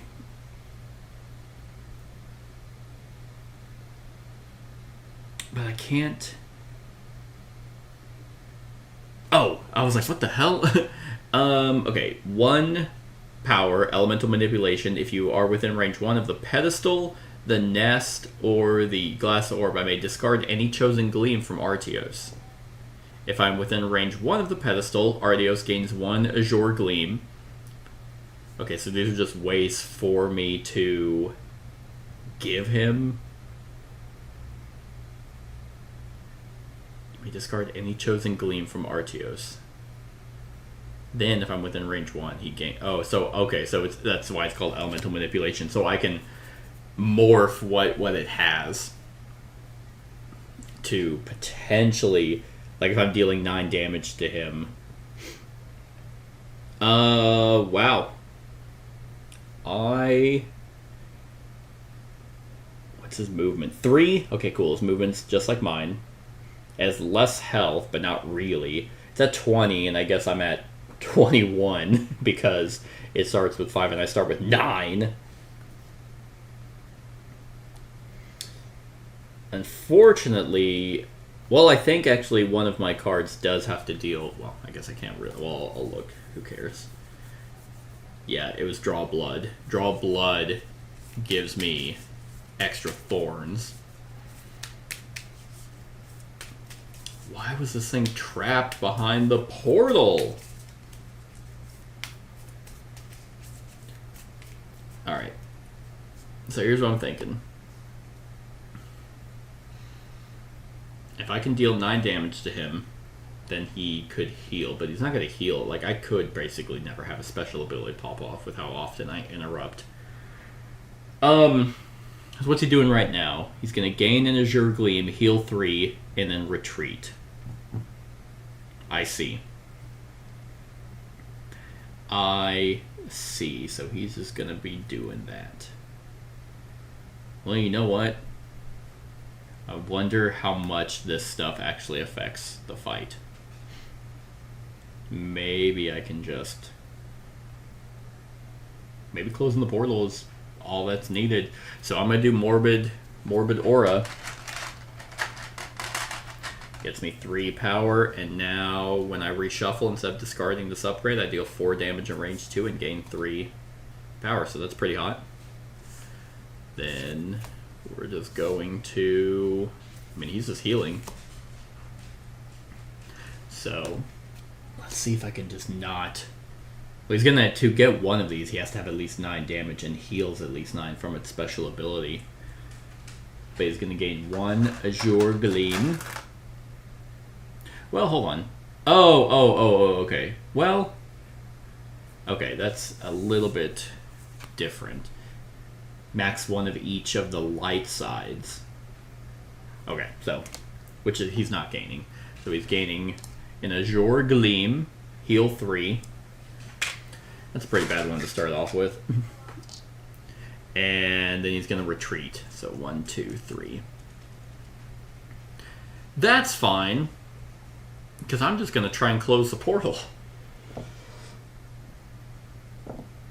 In my range, with Sprightly Darkness is 3. What's he doing next? Gain 1 Blue Gleam. Rush, deal 3 damage in range 3. 1, 2, 3. Okay, so if I just move back, which I can, so I'm going to get rid of the fatigue. Well, I can. Then I'm going to spend 1 to move back. Just... Oh, I honestly do not know. Another Sprightly Darkness. Well, I mean, those aren't nothing, but all right. Oh fuck, he's doing the same thing. So he's gonna gain a blue one, and by it says blue, but all right. Let's see which ones is he not getting. In red, so that he can have 3 of each. Blue, and then blue. So that's what he can have. So he's gain 1 blue gleam, and then rush 1, 2, 3, and I'm just out of reach, and not just so he and then he's gonna retreat. So good deal. That's fine. That is fine, I think. Oh, all right. So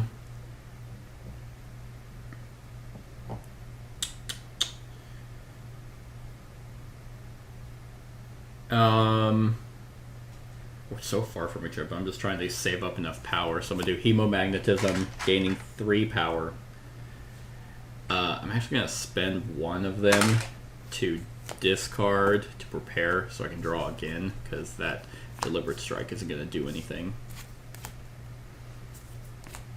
Disrupting Shadows, that's not bad. And then Bloodlust, also pretty good. So it's basically doing the same thing. It's going to gain another blue. So, there, and there. And what was the wind? It after resolves its special ability while having 3 different gleams. Ah, okay. So, elemental rainbow. So that's not... Again, that's not nothing. So yeah, he just goes 1, 2, 3. Can't attack me. 1, 2, 3. I'm at 2, 4, 6. Are you kidding me? Okay. Oh, I did spend 1 to prepare, so I'd have 7.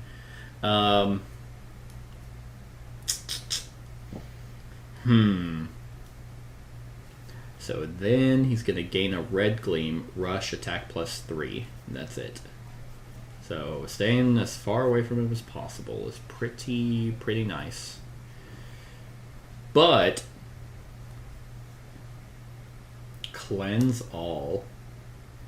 So he's gonna get rid of all the tokens he has. So if I wanted to pop off... Oh, interesting. Okay, depending on if he doesn't have a triangle under this... triangle under this... A triangle under this, I'll be able to do Fiery Emotions and Elemental Rainbow. The only one is Soaking Water, because which I could still possibly do because of the elemental manipulation. I can discard any chosen token, chosen gleam, and then give him something else. Okay. Yeah. I think that'll work.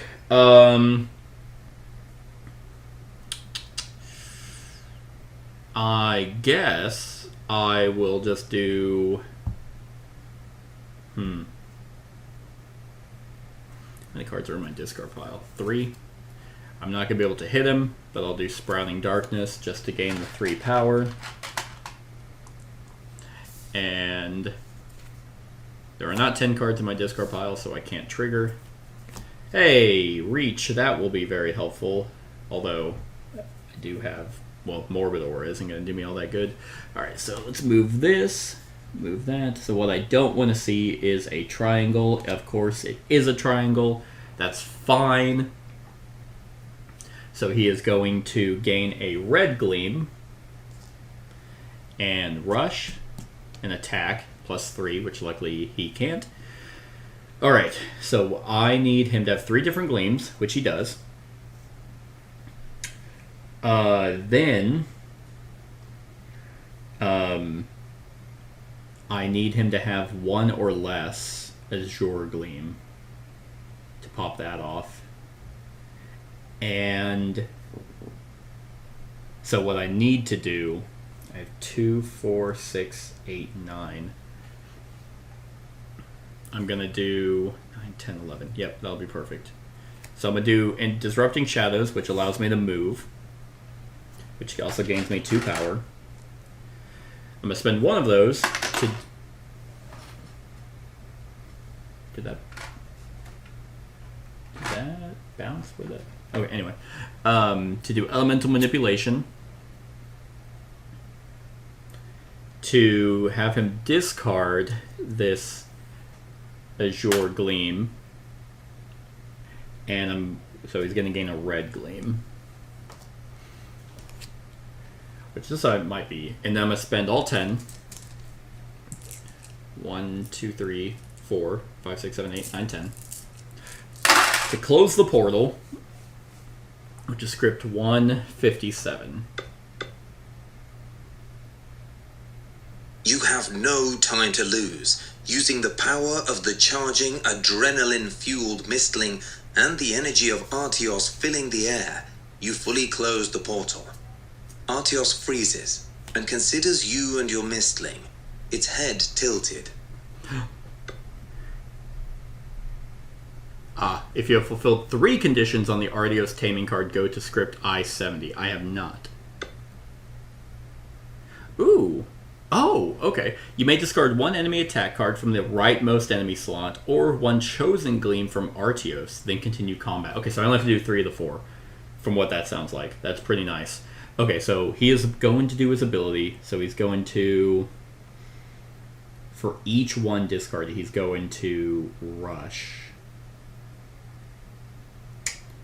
Okay. Alright. And an attack plus 3. That's disgusting. Or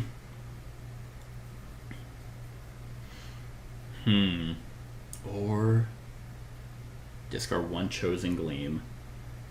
So the blue is the one he's going to just heal. Rush, attack plus 3.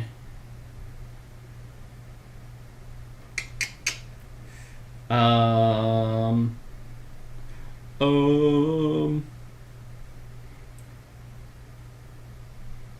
then discard all blue gleams. For each blue gleam, discard this way. Rush, deal 3, and range 3. And then retreat.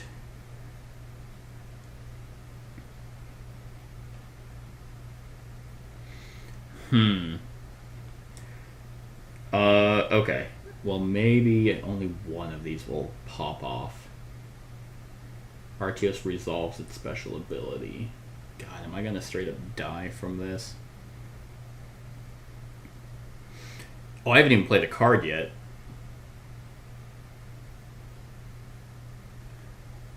Oh wait, yes I did. Yeah, I did. I played the Disrupting Shadows to move, which I guess I only moved 1. So I could do all that to move back.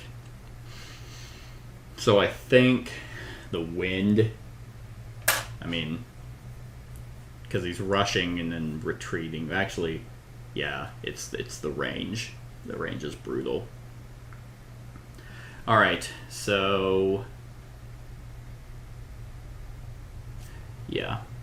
Oh, actually, this might be very helpful. So he's going to go over there, then there, then there, then there, and then he's going to gain a blue, heal 3, and he's actually going to retreat. So if that's the case, I think I forgot. I'd rather get rid of the red, because the red is going to 1, 2, 3. And I don't think it really matters a whole lot. I don't think it matters.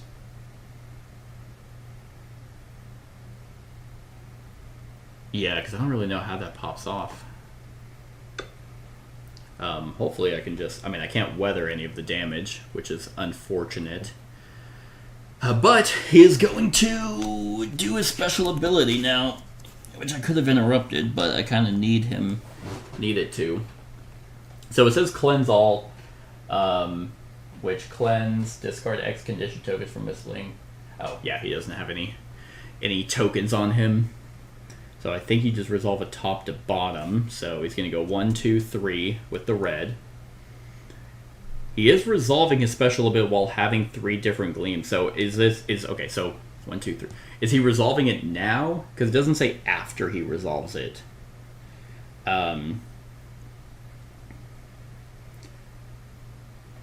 And I did close the portal. So he resolves its special ability while having 3 different gleams. So he does have 3 different gleams. So I guess we'll just see what it says right now. Artio's stream of many elements hits the crystal ball. The ball, however, absorbs the energy and strikes back 10 times harder. You can't escape it.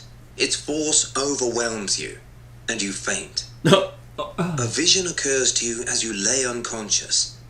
The dragon of the air is reluctantly flying and following 3 of its siblings. You feel its sympathy and worry. The others exude a patronizing aura. You don't like it. The dragon of light is safe, thanks to you, and it will hatch in a couple of years on the floating islands. As a prize, you, Artios, will be locked in this building forever. Safe, but alone. Before the door is sealed, the dragon of the air tosses an object inside. It is a crystal ball to enable you to see what the dragon of the air sees. Poor consolation. You cannot force yourself to be thankful. Okay. Fascinating. If you have the understanding part 9 or 10, I don't.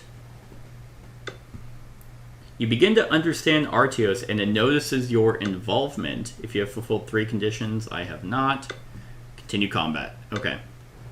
So then I guess we do the other one, which is Artios resolves its special ability while having 1 or less azure gleams. So that's 64. The air is devoid of the energy of water, and the lair flares up with the energy of wind and flame. Memories and emotions that burn there morph into a great fire that immobilizes you, your Mystlings, and Artios as well. You freeze for a minute, overcome with powerful emotions. You experience the longing for a child, the solitude, the dark of the imprisonment, the love for a child, the umbra, formed out of despair and the dark element. Abruptly, the emotions vanish, and you regain control of your body. Oh, okay, so this creature was for some reason completely trapped in the portal. I have fulfilled 3 conditions. Artios stops fighting, as she understands you are not here to hurt either Artios itself or the Umbra. The latter seems very important to the bright Mystling. Artios approaches the Umbra and nuzzles it tenderly. I just attacked it. The Umbra stands up and hugs Artios with its long tail. Once the embrace is over, Artios returns to you. The Umbra follows it, but eyes you and your companions uneasily, but also curiously. Artios looks at you. No, not exactly at you, but through you. And it discovers what has been biting you since the Earth Dragon Guardian's death. The Mystling's emotional aura is open and waiting for your reaction. You feel its soothing embrace. In your mind, you ask whether you can get rid of the alien presence. In response, you feel Artio's thoughts. You can tear the dragon soul out and let it roam for years around the area until the dragon is reborn. Or it could make an egg and pour the soul into it. But the vessel will be rather crude. Oh. Okay. Hey, yay. Okay, good. Good. Each Mystling took part in this combat heals up to half, rounded down, so I heal 4. And I'm not sure if he was supposed to do all of his stuff. What would have happened? So it read he would have rushed and attacked 3, so he would have missed. So that would have been discarded. Then the 2 blue gleams, he would have rushed 1, 2, 3, hit me for 3 damage. I thought it was plus 3. So 3 damage. So 3. Then he retreats and he does it again. So 6 damage, and then he would have healed. Okay, so it would have only been 6 damage. I thought it was 3 plus. I thought it was like plus 3. The red was the plus 3. So 6 damage would have been it. So I had 9. That would have been 15. I would have survived. Now I'd be healing less right now, but okay. Then all that stuff would have happened. I thought I was just gonna die, but I wasn't sure. And then I add the Artios 16 to the deck. This one is very pretty. It's like a salamander, like a 4-armed rainbow salamander. Oh man, like, what a day. Let's add that to the nice little encyclopedia. And clear the arena, gain secret card 68. Ooh. Artios' Blessing. So, before combat, each Mystling may heal 5. That's pretty awesome. Oh, I think that's just something I get to do now. I don't think I have to discard it because it doesn't have the discard symbol like my other equipment did. What was it? It was the, well, that's the elemental fungi, but yeah, I'm pretty sure it'll tell you to discard it if you have to. So that's awesome. Ooh, all right. Oh, I don't have secret card 12. Damn. What is secret card 12? Fascinating. So, disperse the soul, pour the soul into an egg made by Artios, or maybe requires 12, which is actually another egg that I don't have. So, would roaming free... I mean, it says until it's reborn. That doesn't sound awful. It says it just gets to roam. Okay. That... I mean, being trapped in an egg, especially one that apparently is shitty, that just sounds worse. Unless Artios is going to care for it. I don't know. Let's have a roam free. The dragon soul begins to wail when you think about it. Go to script I-63. Oh.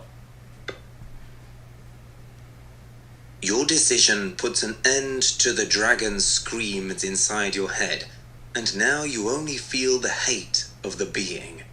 You are not sure if you are doing the right thing, but you know that the manipulator surely deserves such treatment. As Artios begins to combine the elements and touches you with their mixture, you have second thoughts. Aren't the years of a dragon guardian's absence going to affect the world? And is this really a good choice? Yet, it's too late. Artios' net of elements entangles you to rip the dragon soul away from you. It is an unpleasant feeling, but brings no pain. Suddenly you feel empty inside, and your surroundings radiate with dragon essence and the element of earth.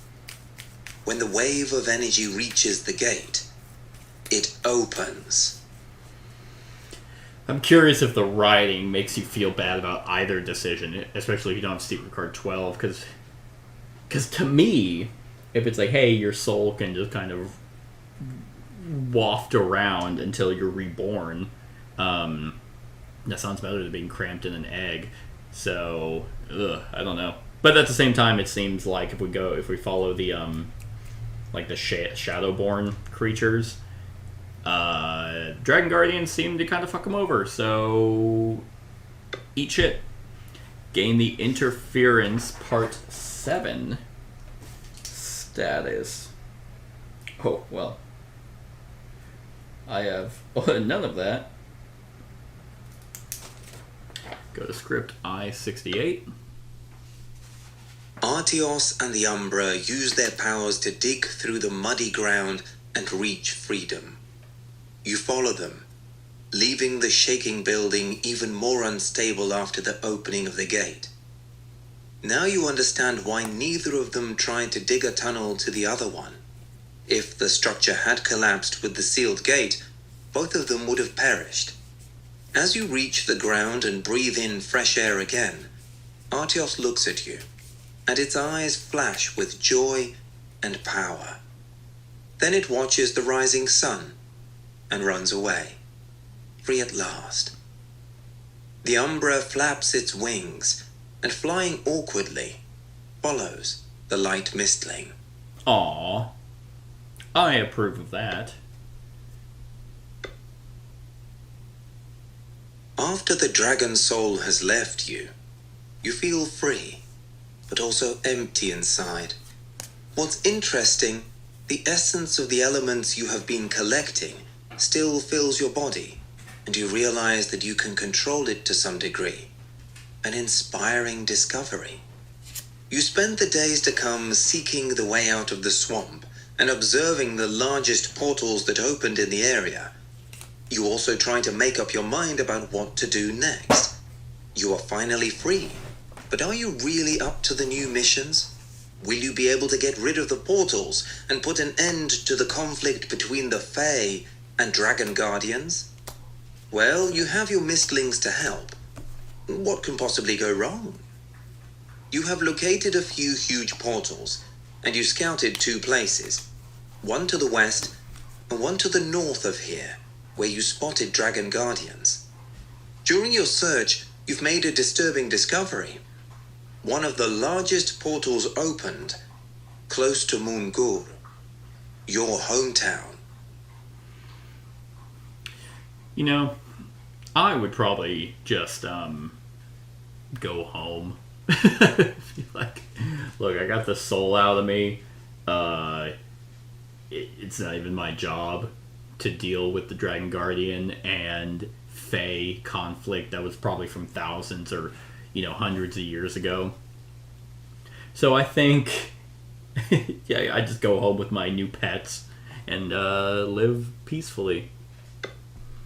Gain 2 essence. You feel soaked in dragon energy after the encounter with Artios. Discard secret card 50. Okay, so that was for the encounter. And that ends the exploration. Or ends the exploration. So, world map. Okay, flip 090, or flip world card 09 to the explored side.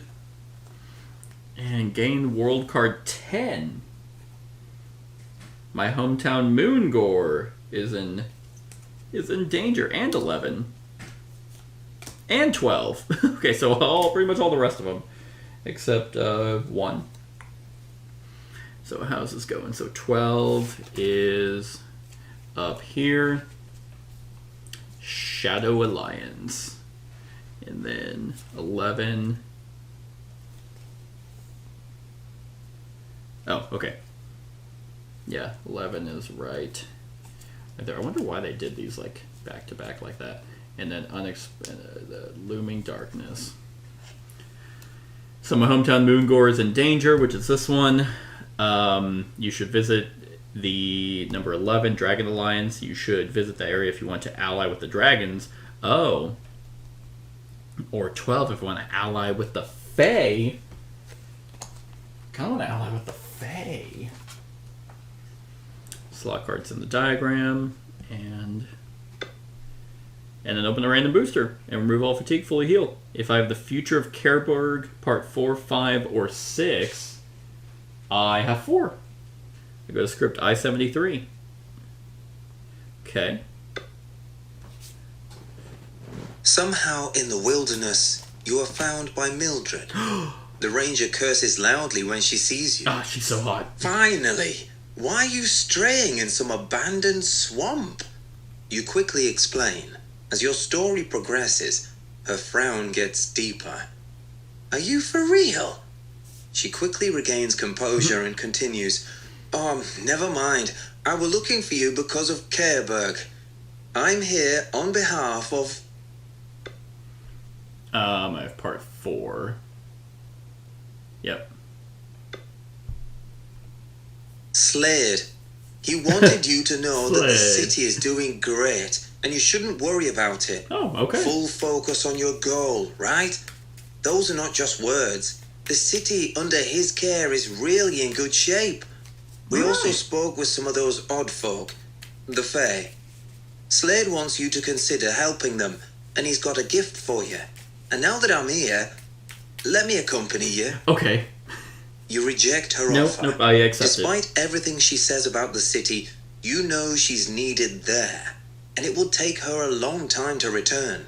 Not to mention all the terrifying events that you don't want her to be entangled with. Reluctantly, she obeys, Yeah, she does. and you move on. No, I don't. No, I don't. I'm crushed. I'm sad. I want her to come with me. What's my gift, though? If I don't have secret card 73, which I don't. So 73. Ooh, ever-growing laurel. Man, I'm just covered in like rainbow stuff. Ever-growing laurel. Once per combat, when your Mystling would be dealt damage that exceeds or matches its health, ignore that damage. Damn. Okay, that's pretty awesome. So Slade wants me to help the Fae. Well, you know what? That's confirmation.